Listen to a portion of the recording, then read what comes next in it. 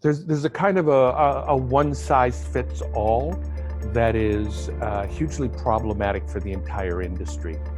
It's one-size-fits-all in the CTA agreement. It's one-size-fits-all in the grant applications. It's one size, and the one size is never been cut to fit the non-white culturally specific theaters. The suit's always been cut to fit the other guys.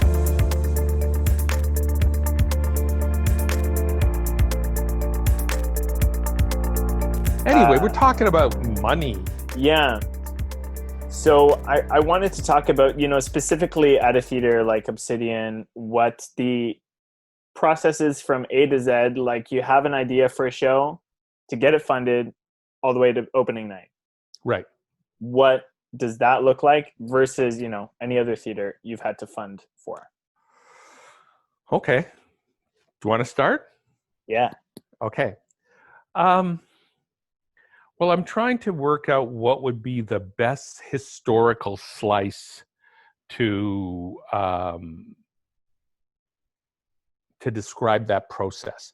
So I think I'll start with our first show, Adventures of a Black Girl in Search of God by Janet Sears. And we had just formed Obsidian, and we had virtually no income stream. We got $40,000 from Heritage to do a workshop. And then the next year was committed to doing the play. But we had no income, right? We had no show. We had no sponsors. We actually had nothing. And Nightwood, Kelly Thornton was coming into her first year at Nightwood. And she had been left with Adventures of a Black Girl in Search of God as the legacy play. So she walked in and was like, oh yeah, I'm going to do all this great stuff. And what do you mean? What do you mean that there is a play that is going to cost $250,000? And I've got a partner who really doesn't have any money, and we don't have the money. So the play was going to cost $250K. Between the two companies, we begged, borrowed, and stole primarily from the councils getting special equity grants and the like. And so between the two companies, we got $180,000 of the $250,000. So it just goes to show you that when you start off, you are dumb and crazy, and you'll take chances that you will not take 7 years later. And so we did the show anyway.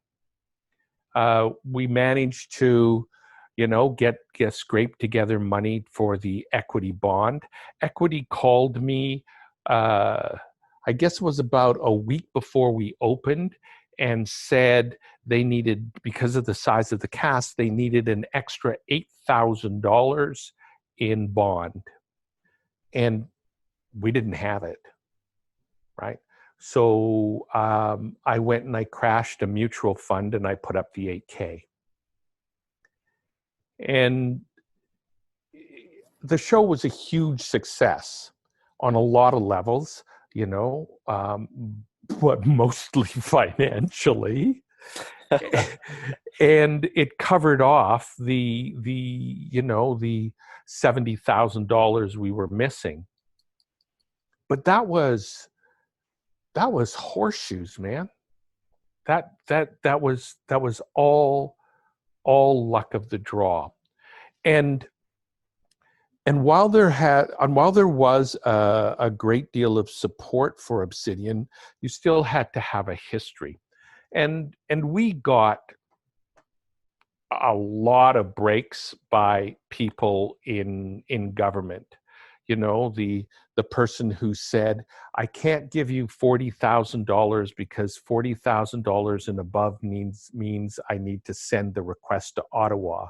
So I'll give you $39,900. Right? Wow. So a lot of people leaned on the rules to get us money to do that. But that's because we had a very winning proposition in 2000 that people were interested in supporting. And so Obsidian was a big one-off. The difference between us and a lot of people looking to do theater was that we weren't all fresh out of theater school. We were all professionals. We were all artists, 40s and 30s, 40s and up, senior artists. And that was a lot of clout because a lot of other people had tried stuff and failed. And so the councils were pretty gun shy, and we managed to sell them on it. Out of that success got us our first introduction to the people at TD. And I still remember this. And Alison Seeley-Smith was artistic director at the time. And Alison, man, I mean, most people don't even remember her right now, which is a real shame, because that sister had jam. She could kick it. And I remember her coming back to the office, and you have to understand, we desperately needed money, right? We desperately needed money. And TD was talking to us about coming on for like, I don't know, 30,000 or something. And she came back in the office and she said, well, I don't know. And I said, well, what happened? And she said, well, I just got tired of hearing them talk about how, supporting a Black theater was going to like help poor people and disadvantaged people. And I just had to tell them, Black people, they're middle-class Black people, they're rich Black people. It's not just all about people living in poor areas of Toronto. And I was like, oh, well, kiss that 30K goodbye.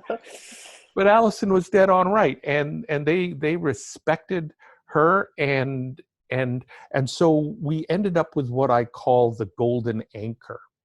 Obsidian had such a big hit with Adventures. And then TD came on board. But it now meant every show had to be a main stage show. We were no longer afforded the opportunity where we could do small two-hander in the backspace of Passe Muraille. Couldn't do that because we were this company that had. So it drove our narrative in a very different way than most companies' narrative, I think. After that, we got on. We got on operating at a small level, and the Canada Council had an equity fund, which they basically gave to non-white companies. And so we kind of like patched things together until we could start to receive the kind of funding that we needed. And once you got that operating funding, how did that work for Obsidian? I mean, for years we didn't get very much money, right? I mean, incrementally, yes, now we're, Canada Council has given us, every year they give us about the same amount of money as it would cost to put on Adventures of a Black Girl. But that's taken 20 years. TAC, OAC, and Canada Council, there was about a 6-year span where everything was frozen. Because it was the whole granting is based on the first on board have got the most money, right? So the big regional theaters have always got a shitload of money, and you can't match them. And there's very little willpower at the agencies to reduce those large amounts of money. There's very, everybody talks big until they get on a jury, and then they talk big on the jury, and then when it comes to cutting people, then the I don't know all starts. And then they maybe do a token if a regional has done something egregious. But if not, they're going to get their money, right?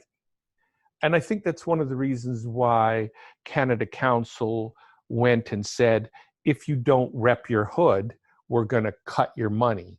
And I've asked the Canada Council many times to game out both they game out the positive outcomes, but they never game out the negative outcomes.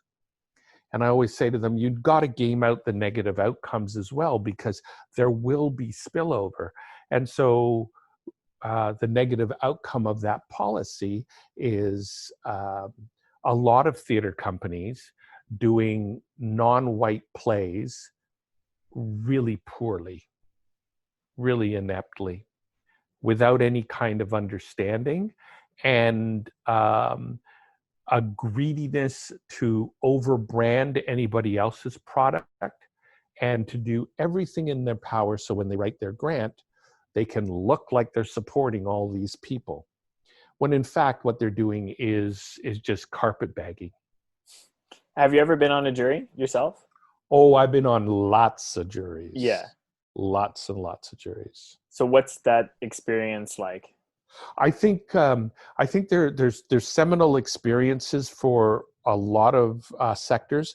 So for an actor, you need to sit in as a reader in an audition, like a big audition, because it'll really tell you everything you need to know about casting. And I think everybody should sit in on juries, on granting juries. And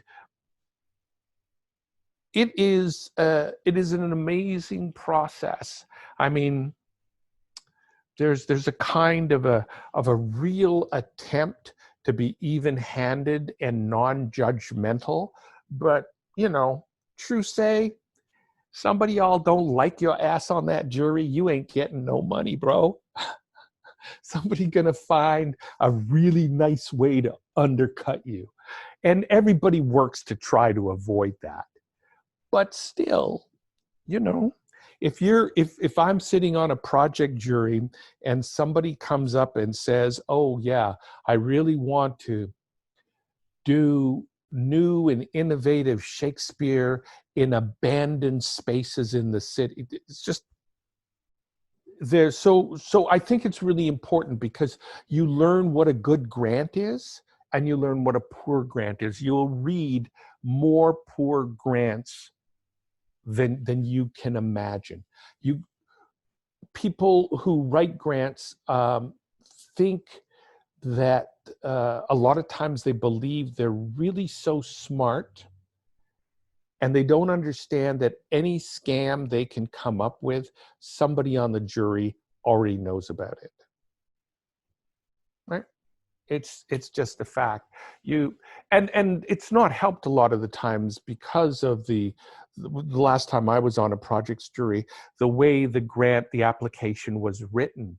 It was like they were asking for, you're just trying to do a play, right? You're gonna you want to do Pinocchio in a park in Oakville, Yeah. and this grant makes you just spew out the most egregious bullshit about how this is going to develop you as an artist, and how it's going to develop your community, and how it's going to break racial barriers. And it's Pinocchio in the park in Oakville. That's it. But they ask you all of this crap, and so you can just feel people bleeding out as they drag their little play out again, and then try to maneuver it in the way that they think that the jury will appreciate. And what I say to people, when you're writing a grant is like writing a play. Or writing a novel. What is the spine of the story? What is the story you want to tell? And then focus all the questions in to highlight that story. And if you do that, then you're not going to be incredibly repetitious. I mean, the last grant that I wrote before I left Obsidian, I mean, I think was it Canada Council? God, I can't even remember anymore. But they have these sections, man, and it's always about basically asking the company to prove that they're being inclusive and they're diverse, right? And it's obviously not a question for a company like Obsidian. Yeah, right. But they still have it there, and they get really angry if you don't fill it out. So, I've taken into to this writing. We're a Black theater company who do Black theater and develop Black playwrights, and one and done. And lately what's come up is then they kind of say, well, how inclusive are you of all forms, right? So LGBTQ, deaf and disabled, blah, blah, blah, all of this other stuff. And then they get really a little bit pissy with me when I just turn around and say, well, are they Black? Because if they're Black, I already said, we look after Black people. So the other stuff, I don't care about. They can be anything they are. But as long as they identify as being Black, then we're going to support them. And there's a kind of a there's a kind of a one size fits all that is hugely problematic for the entire industry. It's one size fits all in the CTA agreement. It's one size fits all in the grant applications. It's one size, and the one size is never been cut to fit the non-white culturally specific theaters. The suit's always been cut to fit the other guys. We aren't allowed really to stray from the course of our mandate. So Obsidian always has to be a Black theater. We can't all of a sudden decide that we're going to do Ukrainian folk dancing in the same park in Oakville. We can't do that, right? Whereas white culturally specific theater companies can, push and manipulate their mandate any way they want. I mean, look at all those years when Canadian Stage produced nothing Canadian. Like, I don't know. How do you get away with that puppy? Would you say that there's anything good that comes out of granting culture for the artist, or is it just external pressure placed on the thing that they actually want to produce? Well, I think we're actually blessed in this country to have the kind of government support that we do. Like, I know we all think it's onerous and the worst thing in the world, and why did they get it and we didn't? Understand that a company like Obsidian may get over half of its yearly operating budget from government funding bodies. Talk to anybody in the States about they listen to us talk about that level of support, 50-60% support, and they would think they've died and gone to heaven. Because let's face it, governments have had to mortgage my great-grandchild's future, and they're going to start looking at how to balance if not balance the books. I don't think anybody thinks about balancing the books, but they're going to look at how can they pare down. And arts is going to be an easy place to cut back on.